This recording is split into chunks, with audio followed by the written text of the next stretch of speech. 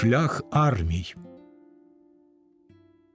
Щойно провели в Політбюро поділ фронтів, щоб ви виключно зайнялися Врангелем. Ленін Сталіну. Десь біля Апостолова, після знаменитого бою з кіннотою генерала Бабієва, Чубенко їхав на червоній, як захід сонця, тачанці нового свого найкращого кулеметника – коваля Максима. Донбасівський полк, витримавши в складі цілої армії кількагодинний переможний бій з Білою гвардією, переслідував рухливого ворога, що ринувся до Дніпра. Чубенко, схудлий і тендітний після тифу, і вусатий Максим сиділи на тачанці в позах гордовитих і незалежних, позад їх заходило сонце. Чубенко тримав у руці ковану з заліза троянду, оцінював її оком середньовічного цехового майстра. Це було чудо досконалості, натхнення і терпіння, ніжний витвір надзвичайного молотка, радість металу, що процвів і вицвів і збагнув крихке проростання живих клітин. І тобі скажу, командире, кожну пелюстку молотком кував, а вся троянда з одного шматка, і нічого тут не приварено чи злютовано, мов росла вона в мене з залізного зерна, з металевої прищепи. А родом я коваль і зброяр, на всю армію кулемети справляв, і світ пройшов наскрізь, як журавель. Чубенко оглянувся на полк, що гримів одною валкою. Бій був під Шолоховим. Полк, поповнений після польського походу, знову розквітнув донбасівською славою. На тачанці стояв кулемет, удосконалений і пристріляний, слухняний і повороткий, вивірений, надійний Максим. Ти не повіриш, командире, яка це тонка штука – кувати троянду, щоб була вона ніжна і шершава, щоб на неї роса вночі падала, на чорну мою вічну троянду. Люблю я красиву й ажурну роботу. Мені хочеться бути майстром на весь світ, і щоб життя навкруги було красиве та сонячне. І от на червоній тачанці їздимо. А раніше тачанка в мене була друга. По ній червоні яблука, зелені квіти, соняшники, де прийдеться. Ковалеві весь світ відкрито. А як він до того ще бив урядника у 5-му році та підранив жандарма, як він співав «Марш, марш, вперед, робочий народ» і носив червоного прапора, то його мандрівну судьбу можна знати наперед. І я рушив у широкий світ. Викувати троянду не кожний зуміє. І я щоразу повертався до цієї справи, як тільки траплялась хвилина. Коли я сидів у в'язниці перед довічним засланням, я все допитувався, чи хватить віку на моє заслання. І день ішов, і ніч ішла, і днів було без ліку. Я збагнув, що вік мій не довший за день.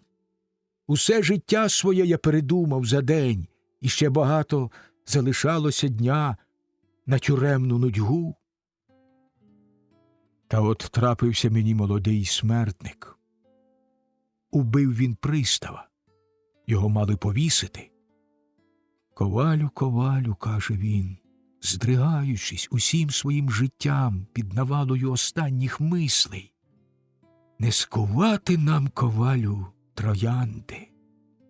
Вона росте ніжними ранками, п'ючи росу, а ми лягаємо скривавлені їй під ноги. Ковалю, ковалю, якби ти вмів кувати троянду, бо вона помалу росте, наша троянда революції. І його повісили сірим світанком під жахливі крики цілої тюрми. Ми кричали, ми били стільцем двері, ми рвали одежу і розбивали вікна. Молодий мрійник розлучився з життям під гуркіт і шал нашого протесту. Хотів би я знати, яку музику сприйму я на тій останній межі. І от запам'ятав я ту троянду і став кувати. Коли брав молотка, мені здавалося, що всі ковалі світу беруть молотки, б'ють молотками, допомагаючи мені. Це була якась голка, що проткнула мій мозок. Я вдень і вночі почував її, оцю мою троянду. Коли людиною керує одна лише думка, ніщо ту людину не візьме. Ні голод, ні холод, ні смерть, ні спека. І, мабуть, тільки через це я лишився живий, пройшовши стільки світів, куючи залізну троянду. Кінчив її кувати в пустелі. Прокинувся серед ночі на холодному піску. Прокинувся в захваті й нетерплячці, кінчивши у сні кувати троянду. Ще бачив я її густу рожевість, ще відчув в руці її вагу і на обличчі її тепло. Ще тремтів я, і реальність заполоняла мій мозок, а вже все пішло геть, і тільки зоряне небо миготіло наді мною, чуже південне небо. От перед нами, командире, ледве проступає на тьмяно-блакитній високості червона зоря Альдебаран на сході. Вона підноситиметься вище й вище. Скоро все сузір'я, 8 видимих зір проступить на потемнілому небі гострим кутом, журавлиним ключем вічності. А тоді надо мною горів південний хрест. Я лежав у пустелі Атакама, на шляху до кордону Республіки Перу. І в місті Аріка, на березі океану, я закінчив мою троянду. Це трапилось у кузні місцевого коваля, під плюскіт океанських хвиль. Цвів чагарник якимись дивопахучими рожевими квітами. Був 1917 рік.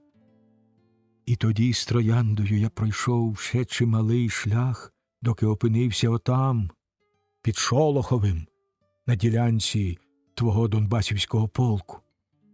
Я пройшов Республіку Перу, Еквадор, Колумбію, потрапив до Європи, скуштував французького концентраційного табору, італійської тюрми, грецької й турецької гостинності, що не була приємнішою за табір та тюрму, і потрапив нарешті до Севастополя, а звідти й до себе в Гуляйполе. І я прийшов вчасно, і ще допоміг виганяти генерала Денікіна. Обабіч шляху вставали височезні пожежі. На сході за Дніпром чути було далеку канонаду. Донбасівський полк рухався безупинно на схід до Каховки. На троянду, що її Чубенко тримав у руці, падали виблиски заграви. Рожевий туман оповивав осінній степ. Ніч була холодна. Тоді, командире, я зустрівся з моїм другом Артемом. Позаторік він був головою Криворізько-Донецької республіки, шахтарської держави робочого класу. Знаю я його ще з Брізбена в Австралії, куди він майже одночасно зо мною приїхав із Шанхая. Ми з ним працювали на прокладці залізниці коло Брізбена. У суботу праця була лише до 1-ї години, а після ми прали білизну, і Артем наспівував його улюбленої. На высоких отрогах Алтая стоит холм, и на нем есть могила, совсем забытая. Потім ми сиділи перед наметами коло вогнища. Їжа лежала на ящику з прибитими до нього ніжками, а ніжки стояли в банках з-під консервів, повних води.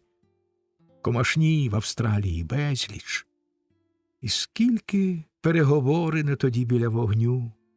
Часом після цілотижневої роботи ми ходили купатися і ловити рибу.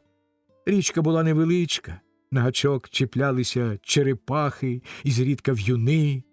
Вода чомусь світилася вночі. Південний хрест сяяв над нами. Артем розповідав, я слухав. Я полюбив Артема, мого вчителя. І як соняшник завжди повертався до сонця, так я повертався до нього.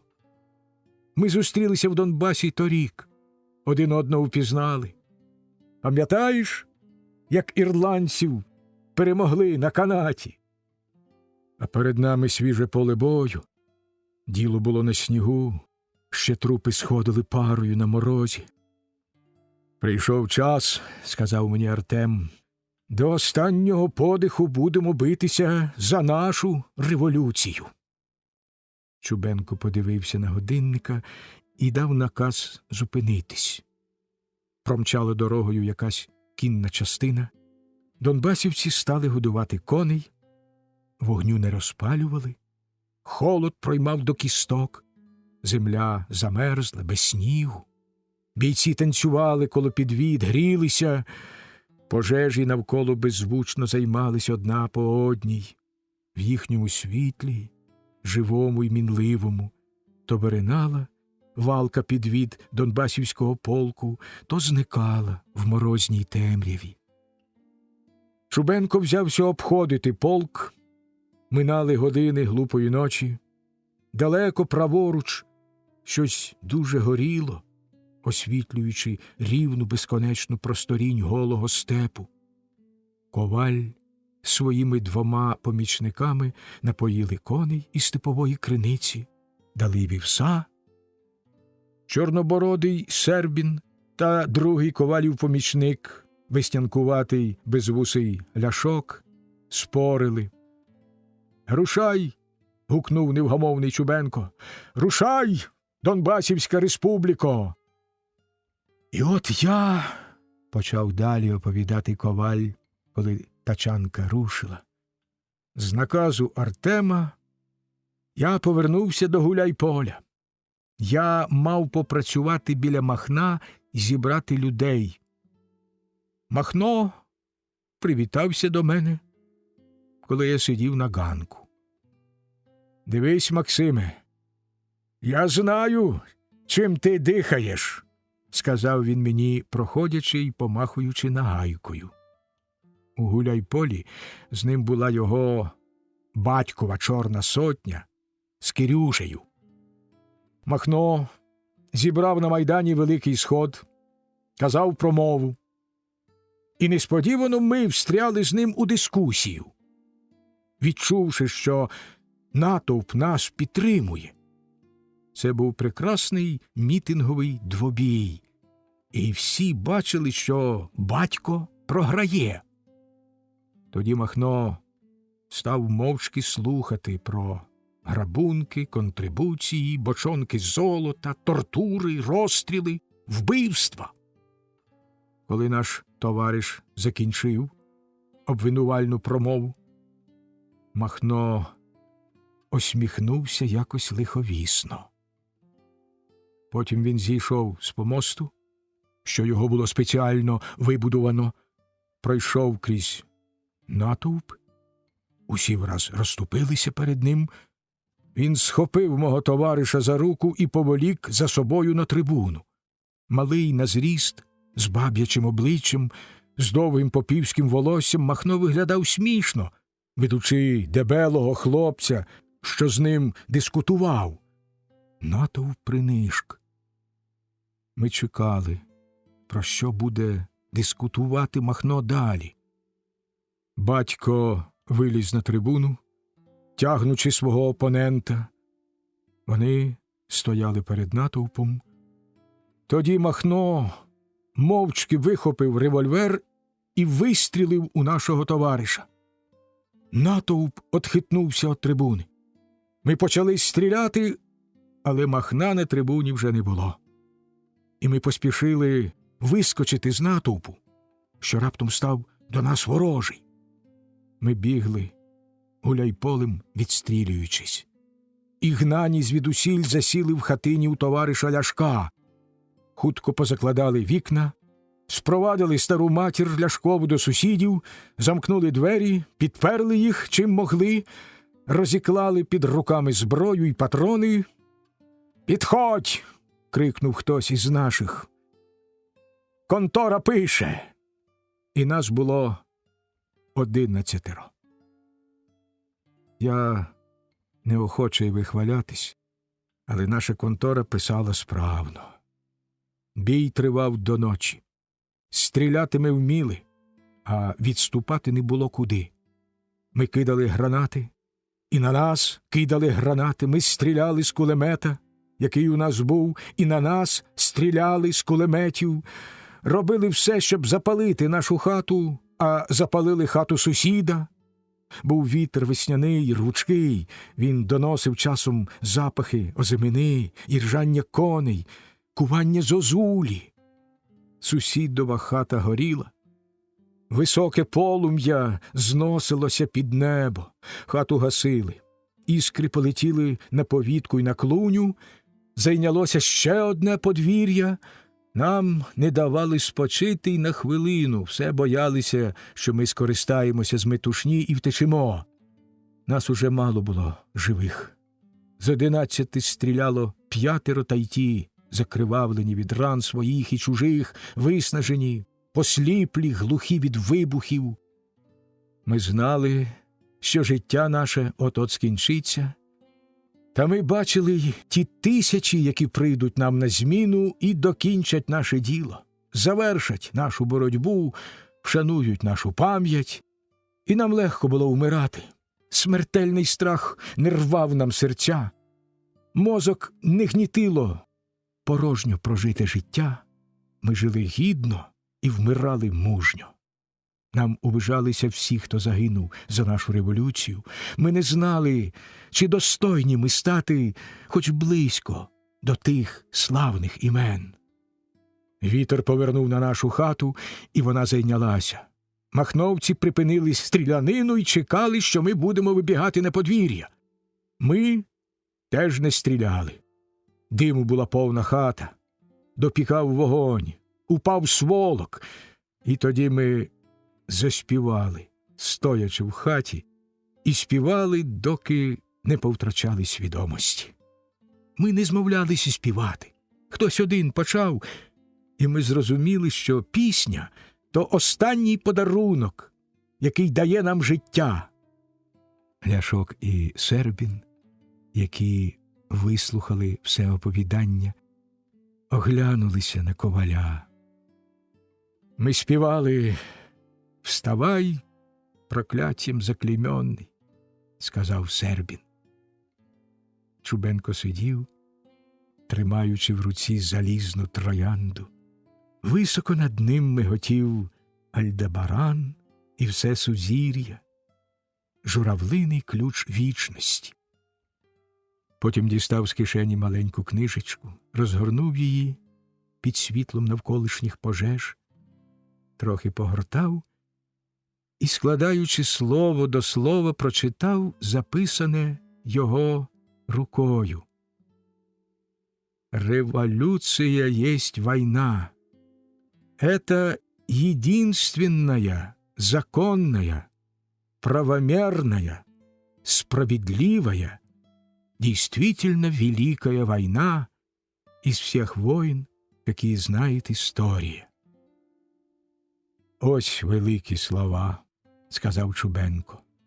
Слова товариша Леніна.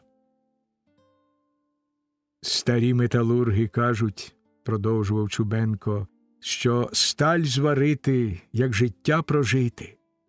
І важко, і страшно, і кінець трудний. Ми ж варимо не сталь, а революцію. І як безкрайньо треба нагріти піч, та якими треба бути майстрами, щоб мати топлення і вилити його в прекрасну форму. І стане тоді стальна держава, пролетарська фортеця. А нам, рядовим бійцям, треба любити майбутнє і віддавати йому життя. Нас трьох урятували з полум'я, сказав Коваль. Мене, Ляшка і Сербіна. Ми тоді пофарбували тачанку на червоний колір, щоб пізнавали махновці. Вони нас упізнають і на тім світі, похмуро сказав Сербін. Так ми їм собакам уїлися. Червона тачанка просувалася в складі Донбасівського полку до Дніпра. Полк виконував наказ армії. Здалеку повіяло вогкістю. Недалеко була мета. На 4 годину ранку зупинилися на високому березі. Дмухав холодний вітер. На задніпровській рівнині лежала Каховка. Внизу коло води рухались частини 6-ї армії. Сапери лагодили міст. Спасибі за компанію, та бувайте здорові. Чубенко сів на коня, передав наказ усім зупинитися, від'їхати геть і став дивитися в бінокль. Перед ним за Дніпром була Каховка.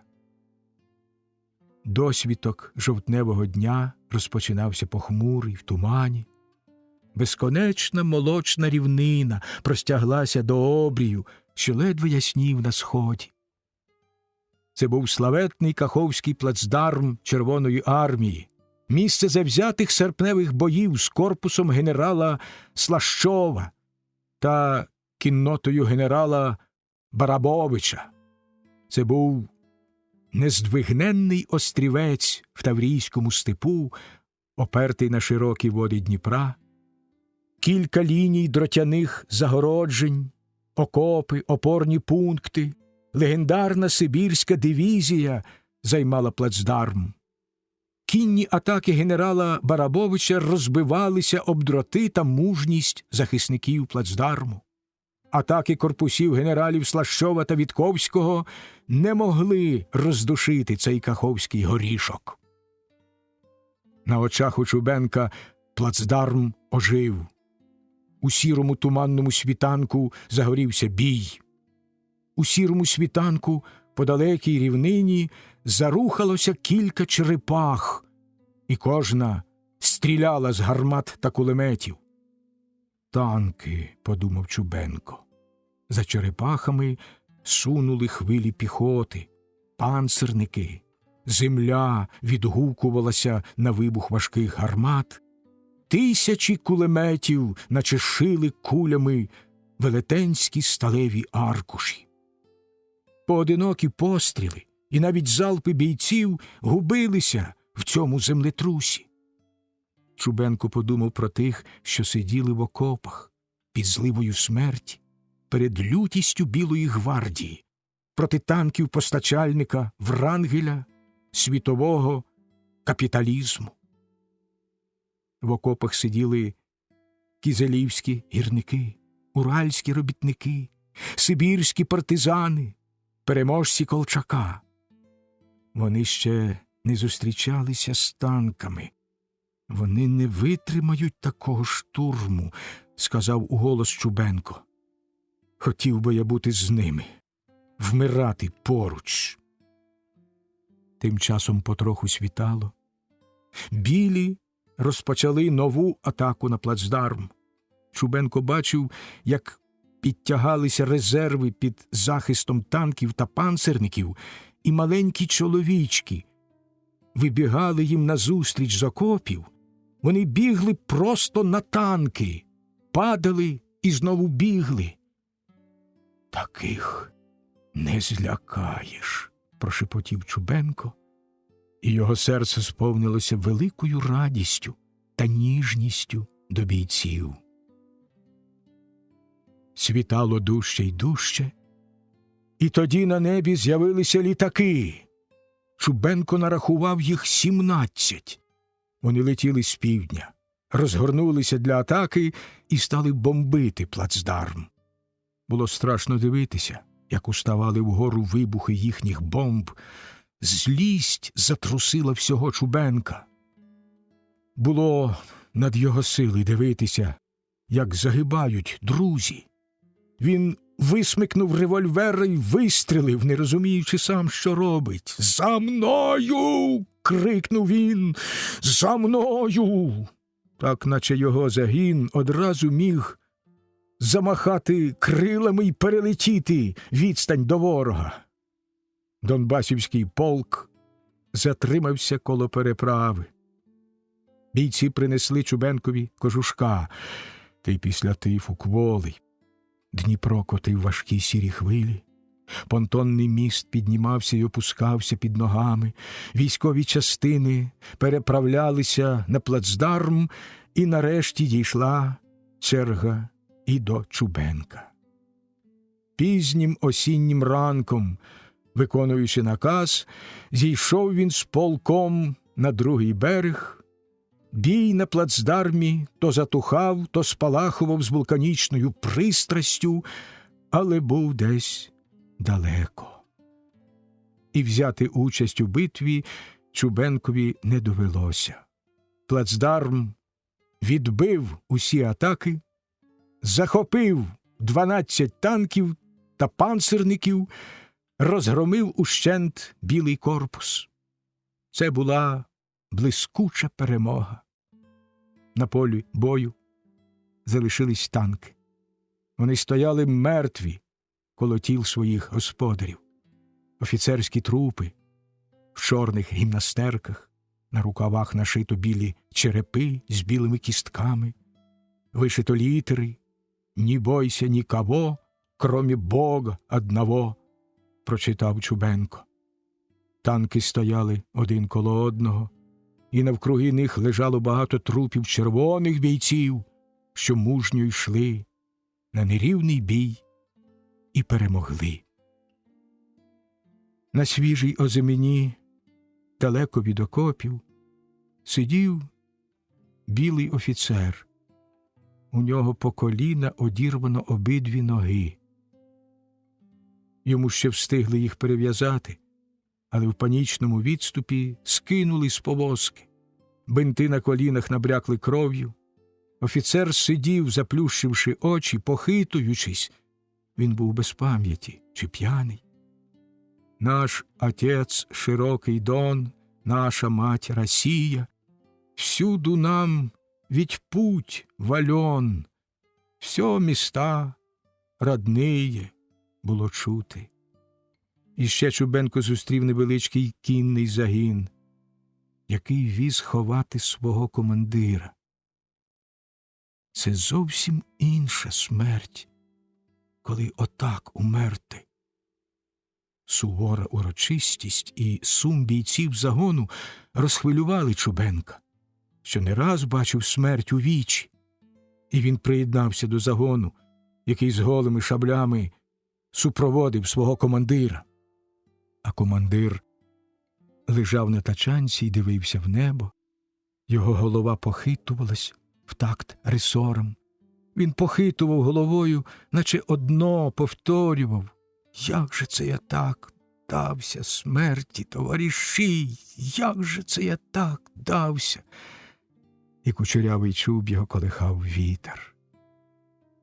Над Перекопською рівниною летять гирилицями осінні хмари, журавлі нескінченними ключами, холодна земля, степовий жовтень. 500-тисячна біла армія барона Врангеля кидає в бій офіцерські бригади дроздівців, корніловців, марковців, підтягає резерви кубанців, донців, концентрує танки й бомбовози, а на неї націлилося 5 армій Червоного Південного фронту. Осінь 1920 року гримить по степах горлянками важких гармат, тупоче сотнями тисяч кінських копит, гуркотить моторами танків та штурмової авіації, рухається арміями 2 історичних епох. «Коли говорити про Ватерлоо, – сказав молодий генерал, – я не бачу тут Наполеона Бонапарта». Він засміявся, цей учорашній кубанський осавул, рудий і рябий, брутальний і дражливий. «От він наш новий генералітет», – подумав його співрозмовник, сивий генерал з йоржиком на голові. «Але діло йде до Ватерлоо», – продовжував молодий. «Червоних буде розбито й знищено». Розмовники сиділи в штабі. Молодий сьорбав коньяк, старий – молоко. «До речі, – сказав старий, поставивши склянку, – під Ватерлоо ніякого бою й не було». «Як не було? А історія?» «Перший бій був під Ліньї, де Наполеон вщент розгромив пруське військо Блюхера. А сам Блюхер, старий рубака, чесний і мужній, хоч без усякої освіти, генерал, упав у Рейвоху з коня, і його довго не могли знайти. Та в нього був за начальника штабу Гнейзенау, товариш Шарнгорста, коли вам щось говорять ці імена». Молодий промовчав, злісно сьорбнувши коньяку. І Гнейзенау, блискуча голова, подав правильний наказ про напрям відступу розбитого пруського війська. А Наполеон тим часом узявся до битви з англійським військом Велінгтона коло гори Святого Жана, переламав Велінгтона і готувався розметати як слід.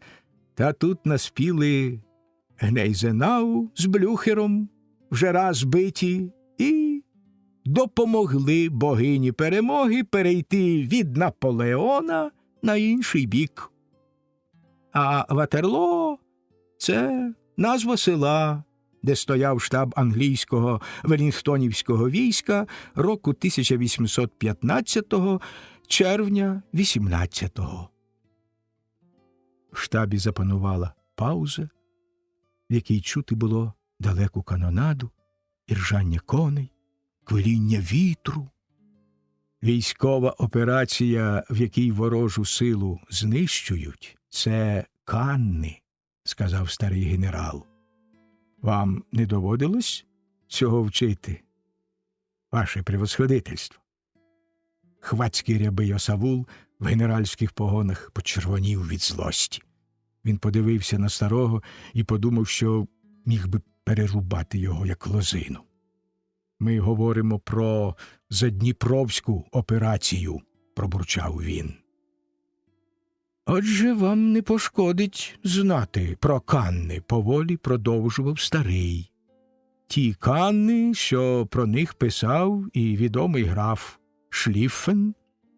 У 216 році до нашої ери геніальний карфагенський полководець Ганнібал, маючи 50 тисяч війська, знищив під Каннами 70-тисячну римську армію консула Теренція Варрона. Переможна карфагенська кіннота на чолі з Газдрубалом перемогла кінноту на правому крилі римського війська, промчала позад усього римського війська і розбила кінноту на лівому крилі римлян. Тоді, завдяки блискучому маневру Ганнібала, римляни одразу змушені були відбиватися на 4 сторони, і карфагенське військо поклало на місці трупом майже всіх римлян. Такі Канни. Так буде з Каховкою, сказав молодий. У римлян Канни, у червоних Каховка. Генерал з сивим йоршиком похитав головою. Це смілива операція за Дніпром. Вона може мати успіх. Але генералові Бабієву треба добре стерегтися різних несподіванок, мовив він крізь зуби. Рябий осавул знизав плечима, генеральські погони його настовбурчились. Він знав, що на відстані голосу стоїть його бригада головорізів, яку він у рішучий момент поведе з резерву переслідувати розбитих червоних. «Чи не думаєте ви, ваше превосходительство, — сказав він, — що наш третій корпус та кіннота генерала Бабієва пішла за Дніпро лише для того, щоб повернутися назад?» Старий генерал допив молоко, пройшовся, шкутильгаючи до дверей, повернув назад. Його дратувала задирикуватість цього мужлана. «Добре, коли повернутися», – буркнув генерал. «Командувати Червоним фронтом призначено Фрунзе», – жорстко проказав далі старий. «І я б не хотів», – зупинився він, дивлячись у вікно, – «я б не хотів, щоб це були погані звістки». Але до кімнати вбіг офіцер, і в нього не був вигляд доброго вісника. «Кінець!» – крикнув він. «Задніпровська операція провалилась! Під Каховкою пропали всі танки!» «Сволоч!» Він упав просто на стіл, і на губах у нього показалась піна. Рябий осавул генеральського звання миттю вискочив на двір, і звідти чути було його страшну лайку та безладну команду бригаді. Перекопська рівнина починається за Дніпром. Голе, чорне безмежжя, без ріки, без дерева. Окремі села й хутори стоять рідко. Неосяжні володіння Фальцфейна оточують з усіх боків, мов море, утлі острови. Сонце осіннє недовговічне, рідко показується з-за хмар, розкиданих, як віннича по небу. Кінець жовтня морозний, хрустить суха й замерзла трава. Весни дитинства далеко, в солоній імлі, на рожевих берегах. І чабанець Данило їде на коні землею свого дитинства. Він став уже чабаном, повним чабаном, правнуком Данила, сином Ригора. Над ним осінь і гіркувате осіннє повітря степу, ні жайворонка в небі, ні чорногуза в траві. Ящірки поснули в землі, цвіркунці позамерзали на смерть, і трави всі сухі, сонце не гріє, тільки високо під хмарами летять останні птахи вірій. Осінь. Перед Данилом встає прадід, загублений на цій рівнині. Встають спогади дитинства. Топчу, топчу ряст, шепотить він. Прадід згадувався лагідний і старий. Древній голос лунав Данилові в усі тяжкі хвилини його юнацького життя. І тоді, де знаходилась сила й відвага, де народжувалась пісня, відзвуки волі трудящого роду. Данило оглядався навкруги, на бідний степ, наче вперше помітивши дитинство його. Він подумав, як він писатиме про це. У нього безліч мислей, про які треба розповісти людям. В його особі рід Турбаїв дістане слово на землі. Він напише історію свого роду, як він ішов довгим столітнім шляхом і прийшов у революцію. Вже хай прадід не рушиться в землі. Правнук запам'ятав його слова та батькові злидні. Запам'ятав і напише. Це буде довга книга, і ніхто в ній не плакатиме, як не плакав Данило. Батько його, дід та прадід, ївши гіркий хліб, обробляючи землю на пана та на дуків, б'ючися голіруч і не знавши способу об'єднатися з іншими злидарями. Книга буде про 4 життя, і його буде 4. Кожне життя починатиметься в книзі з однакового дитинства. Однакові жайворонки співатимуть над 4, однакові трави шумітимуть під ногою. Молодий комісар їхав степом свого дитинства, повертався до полку товариша Шведа, що стояв десь серед голого степу на самому крайньому фланзі армії. Молодий комісар добився в штабі одежі й чобіт, і по них треба було послати з загону. Розповів, як мерзнуть бійці, день і ніч стоячи на замерзлому степу. Ні палива, ні захисту, ноги в ганчірках, холодний вітер. Швед обрав собі невеличкий розвалений хуторець, куди посилав на спочинок резерви. Коней у Шведа було мало, але він вважав себе кінною частиною, полком кавалерії. Він кричав «Переведу в піхоту!» І це була найдужча погроза. У штабі Данило не вперше пересвідчився, що полк вважають малорегулярним і не ставлять на відповідальні ділянки фронту, а Шведа приніжно люблять.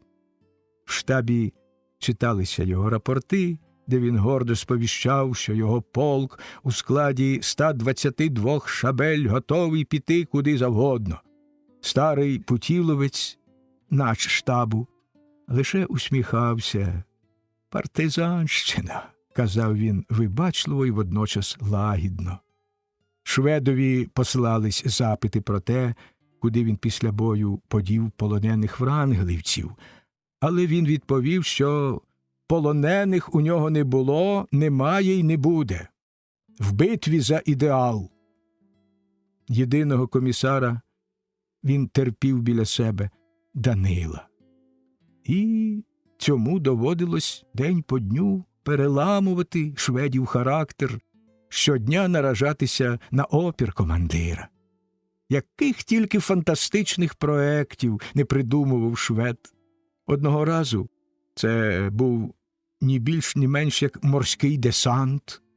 Він хотів, нікого, звичайно, не попереджаючи, посадити свій полк на рибальські шхуни й трамбаки, перепливти море і висісти вночі біля Севастополя. Підійти непомітно, заскочити й вирізати штаби, захопити самого Врангеля, коли вдасться, і потім зникнути в Кримських горах і там битися, доки підійдуть свої. Сам Ленін про це знатиме, говорив швед задумливо. Другим разом його проект знищення Врангеля мало не закінчився трагічно для нього самого. Вибравши час відсутності комісара, я тоді передав фальшивий виклик до штабу, пояснював потім швед. Мені тебе жалко було брати з собою. Швед переодяг свій загін у форму Врангелівського офіцерського полку і рушив на фронт. Він вдало вибрав місце. Він уже лагодився розпочати рейдову операцію, як на нього налетіла червона кінна група. Червоні кіннотники зіткнулися тут з таким фактом, коли врангелівські офіцери зовсім не прийняли бою, жахливо лаялися і здалися всі до одного. Данило їхав степом і не міг позбутися думки, почутої в штабі, про невідомий загін, який з'явився в цих місцях. Він пробував співати, пустивши коня кроком, але співав недовго і без почуття. Вітер котив курай та перекоти поле. Коло дороги лежала коняка, вона зрідка підводила голову і немічно оглядала степ. За півкілометра валялась патронна двоколка без коліс. Данило раптом побачив, що земля зовсім збита копитами. Він поїхав по слідах, спостерігаючи ознаки швидкого і втомного маршу. Співати вже не починав. Сліди йшли в напрямку хутірця, бази шведа. Та ось показався здалеку й сам хуторець. Над ним кружляло гайвороння. Перше, що побачив молодий комісар, наблизившись до хутірця, був сам швед у червоному галіфе і босий. Він висів на зламаному снарядом дереві. Жодної живої душі навкруги. На подвір'ї розкидано папери. Трупи двох вартових лежали коло ганку з розрубаними головами. Вітерець крутив на подвір'ї сміття й папірці. Сонце прорвалося крізь хмару, щоб освітити невелику картину. І серед тиші й смерті раптом заспівав десь на горищі півень. «Гей, хто є?» – крикнув Данило, не чуючи свого голосу. Він зліз з коня, кинув повід, кінь пішов за ним. «Хто є?» – гукав Данило, обходячи подвір'я, заглядаючи у вікна. Ніхто не озивався. Коло перекинутої кухні скоцюрбився зарубаний куховар. Він саме чистив картоплю, коли його застукала смерть, і чиститиме вічно. Коло повітки лежало на купі кілька червоноармійців. Повернувши за повітку, Данило мало не збив з ніг живу людину. Це був хлопчик-червоноармієць. Він сидів, притулившись до стіни, побитої кулями. Голова його трусилася, губи щось говорили й говорили беззвучно й безупинно. Угорі кружляло гайвороння. Молодий комісар перев'язав хлопчика, напоїв, дізнався, що білі їхали з червоним прапором. Швед повірив, що вони переодягнені свої, ніякого бою не було. Так загинув швед і партизани. Данило обняв якусь порубану шаблями вишню і відчув неймовірну гіркість, що не давало йому дихати. У голові промайнули всі болі дитинства, образи сирітського приюту і штовхани в наймах. З очей полилися сльози. Вперше в житті Данило заплакав на цій землі свого дитинства. Перекопська рівнина, Таврійський степ були полем великого бою перед Кримом. Дві епохи, зітхнувшися на рівному безмежжі, зводили рахунки. Революційне військо, кероване великим полководцем, взяло до своїх рук ініціативу. Добірна гвардія білих, одягнена й озброєна, з панцирниками, танками, авіацією, мусила вишукувати всіх засобів, щоб витримати концентрований удар. План передбачав оточення і знищення армії Врангеля в Таврії, не допускаючи її відходу в Крим. 6-та армія, відкинувши ворога, підійшла до Перекопу, закрила шлях відступу врангелівцям. Легендарна перша кінна армія вийшла всією масою в глибокий тил основних сил Врангеля і закрила й другий шлях до Криму – Чонгар. Друга кінна армія, 4-та й 13-та продовжували виконувати деталі залізного удару. Врангель ринувся до Криму, рятуючись від Кан. Перший етап ліквідації Врангеля закінчено. комбінованими діями всіх армій фронту, завдання оточити і знищити головні сили ворога на північ і на північний схід від кримських горловин виконано блискуче. Ворог зазнав величезних утрат, нами захоплено до 20 тисяч полонених, понад 100 гармат, безліч кулеметів, близько 100 паровозів і 2000 вагонів та майже всі обози й величезні запаси постачання з десятками тисяч снарядів і мільйонами патронів. Командувач переглядав свій наказ військові фронту. Командувач був у шкіряній куртці і білих валянках. Він сидів у штабі 4-ї армії. У нього довгі вуса, велике чоло, ясні спокійні очі. Це був справжній маршал революції. Керуючи 5 арміями, він за місяць удалими маневрами і сміливими операціями розбив Врангеля і тепер сам примчав на передові позиції для останнього штурму. Це був командувач, створений революцією, і він стояв на височині вимог військового мистецтва. Він ходив, ледь помітно шкутильгаючи, по невеличкій кімнаті штабу і слухав.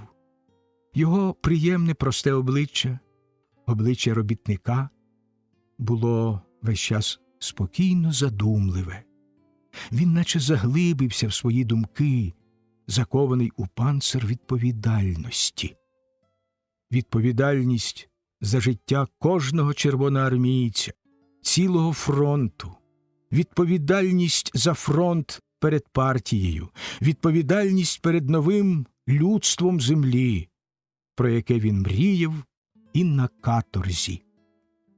І життя армії вставало перед ним в усіх дрібницях, які часто важливіші за недостачу патронів чи людей.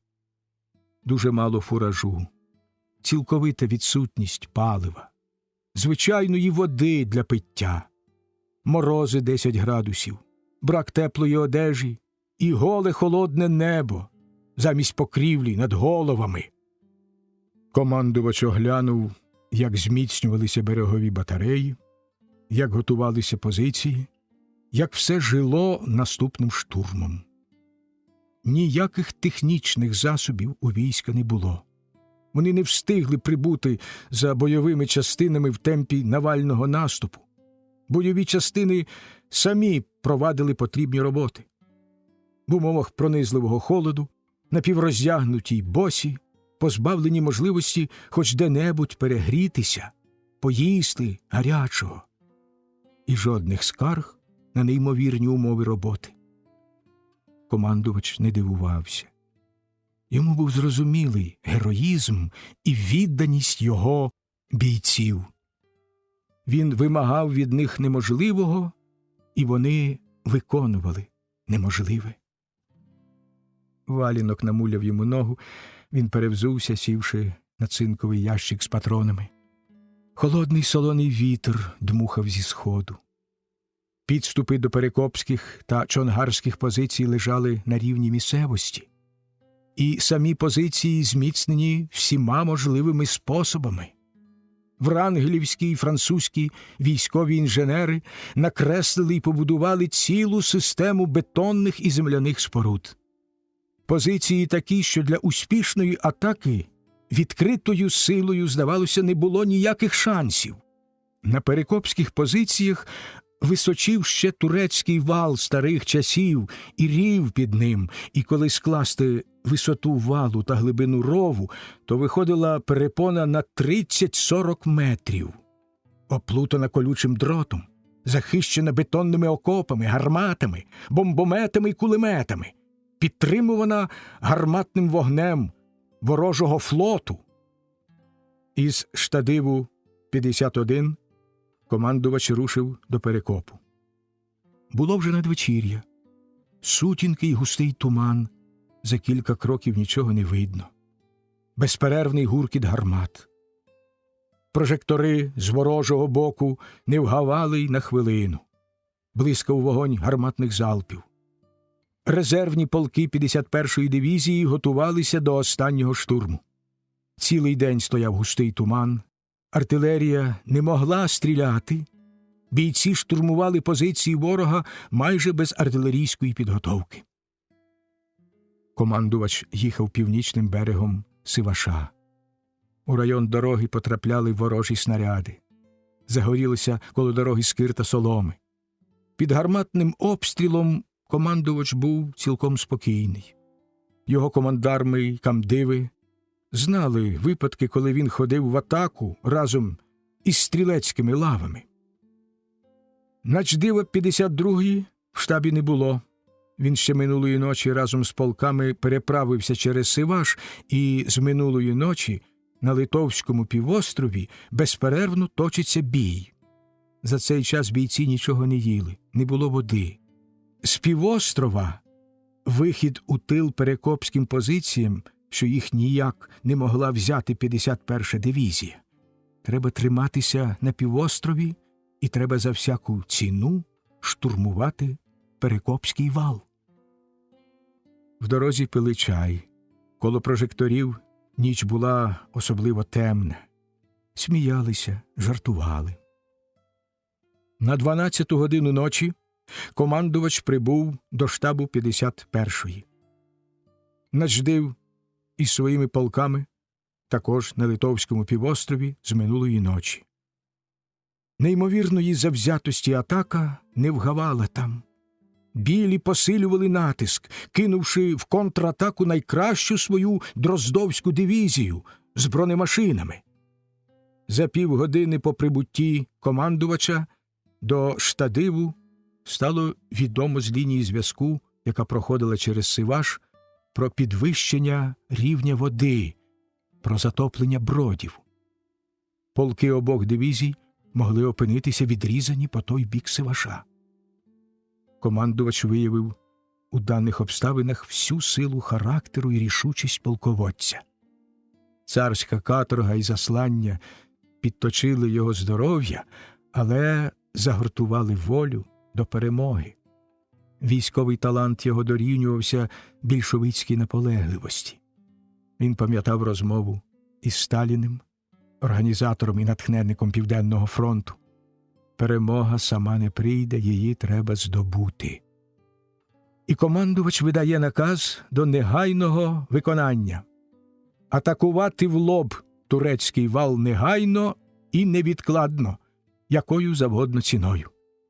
Мобілізувати мешканців ближчих сіл для запобіжних робіт по бродах, кавдивізії й повстанській групі негайно сісти на коней і переходити Сиваш. Близько 3-ї години ночі прибула кавдивізія. Командувач оглянув її і зараз таки вирядив до місця бою. Вода в Сиваші поступово прибувала. Броди псувалися, але переправа ще була можлива. Ще за годину з'явилися й повстанці. Їхній командир і начальник штабу прийшли до командувача. Вони зайшли обережно, мов чекаючи пастки. Хто знає, які в них були думки, коли вони запропонували свої послуги на Врангелівському фронті. Може, їм потрібні патрони? Або якась передишка? Може, чорні якісь плани спонукали Махна віддати на допомогу Червоній армії свої полки на чолі з Каретниковим? Командувач фронту ще з Харкова зважив на все. Каретников вислухав терплячі пояснення командувача про причини негайної переправи через Сиваш. Він задумався, поглядаючи на легендарного командувача фронту. Це була не та людина, яку він чекав побачити. Тут не придуришся і не візьмеш криком. Каретников мовчав. Його начштабу роздивлявся карту. «Кіннота не пройде», – сказав він. «Ми, революційні повстанці України», – заговорив Каретников, – «разом з вами битимемо Врангеля, але кіннота моря не перейде». «Годину тому», – спокійно відповів командувач, – «перейшла кавдивізія. Я чув, що революційні повстанці не захочуть відстати у виконанні свого обов'язку. Командувач був зовні спокійний і неквапливий. Він не показував махновцям своєї нетерплячки. Він ставив питання так, що тільки свого доброго бажання може доручити їм честь перейти Сиваш і стати до бою. Він знав партизанські норови і не натискав, хоч і мусив зважати і враховувати кожну хвилину. Каретников відкозиряв і вийшов. Командувачеві доповіли, що махновці мають міцно зв'язані снопи соломи й очерету, приторочені до сідел. Вони добре знали умови переходу через Сиваш і тільки відтягали час, боячись якоїсь пастки. Каретников і начштабу кілька разів то приходили до командувача, то ніби йшли виконувати наказ. Справа затяглася, Сиваш міг виповнитись водою, і потрібна підмога не дійшла б до Литовського півострова. «Я розцінюю вашу затримку», – сказав нарешті командувач, – «як боягузтво. Може, вам краще було б розійтись по домівках?» Такий прямий удар приголомшив Каретникова. Він криво посміхнувся й тихо вийшов. Сів на коня, оперезав його нагаєм, загін помчав до Сиваша. Тоді прийшло повідомлення із штабдиву 51.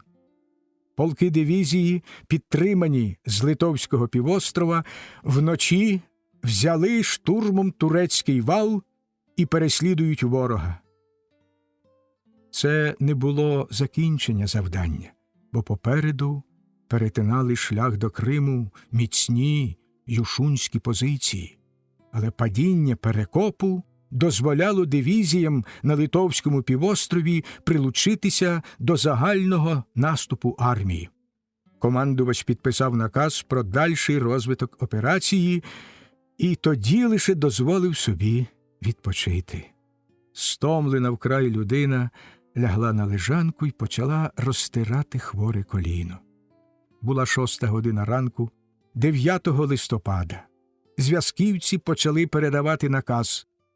Підпис стояв Фрунзе. Дводенні бої під Юшунню завзяті й криваві. Але Юшунь було взято і одночасно геройським штурмом, багнетною атакою 30-та дивізія перемогла під Чонгаром. Навально й нестримно армії вдерлися до Криму. Івана Половця, командира інтернаціонального загону, наздогнав його комісар Герт. «Яка чудна тачанка, подивись», – сказав Герт. «Мені нагадує того повітряного аса, що вифарбував свій літак на червоний колір. Коли він з'являвся на небі, це виглядало красиво, хоч і непрактично. Проте певний елемент психологічного впливу був». «Щось на манер тієї психічної атаки, котру ми мали на Сиваші», – зауважив Половець, розглядаючи червону тачанку, яка проїздила поблизу. «Тісно тут, як на ярмарку», – сказав малий Сашко Половець, дивлячись праворуч і ліворуч. На чудній тачанці сиділо 4. Попереду Бородань та Безвусий, біля кулемету довговусий дядько і молодий тендітний червоноармієць. «Картина», – засміявся Герт. «В'їзд переможців до останньої твердині барона Врангеля». Ззаду долинули якісь вигуки. Скаженим галопом мчали верхівці, торохтіли тачанки, маяли строкаті килими на них. Коні заквітчені стрічками, килими звисають аж на колеса, рух, пишнота, опера. «Як поспішають махновці», – сказав Половець. «На Сиваші вони смирні були». «Поставити б кулемети», – відповів Герт. «Поспішають на грабунок». Махновці помітили червону тачанку, пізнали. Група верхівців відокремилася від загону і, не зменшуючи галопу, ринулась до тачанки. Блиснули в повітрі шаблі. На мить тачанка зникла в потоці верхівців. Потім вони розбіглися, як вовки, і помчали доганяти своїх. Все трапилось так блискавично, що Половець з Гертом опам'яталися лише тоді, коли з тачанки випало 2 людей, і коні в тачанці почали кружляти, ніким не керовані. Пролунали безладні постріли, але махновці були вже далеко. Тачанку зупинили. Звідкілясь узявся Чубенко. На тачанці поник розрубаною головою на кулемет коваль Максим. По другий бік сидів непошкоджений Данило, розгублено тримаючи в руці залізну троянду. Коваль ще тіпався, як конаючий птах. Наблизились Половець з Гертом. «Твій?» – запитав Половець, побачивши Чубенкові очі. Чубенко одвернувся. «Війна кінчається», – сказав Герт. «Сталь варитимеш, Чубенко», – усміхнувся Половець. «Зоря Альдебаран», – для чогось сказав Чубенко. «Журавлиний ключ вічності». І взяв у Данила троянду.